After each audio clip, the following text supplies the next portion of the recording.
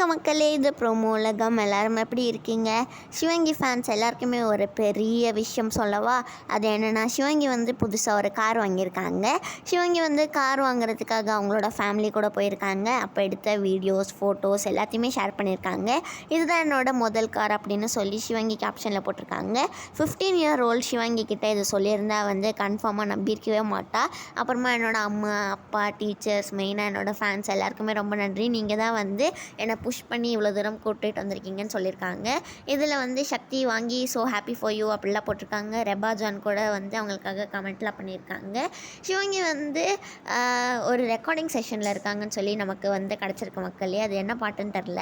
அப்புறமா வர சென்னையில் நகர்றது ரொம்ப கஷ்டமாச்சு அப்படின்னு சொல்லி சிவங்கி இன்ஸ்டாவில் போட்டிருக்காங்க மக்களே. ஹர்ஷவர்தனும் இன்ஸ்டாவில் நிறையா புது புது ஃபோட்டோஸ்லாம் போட்டிருக்காங்க.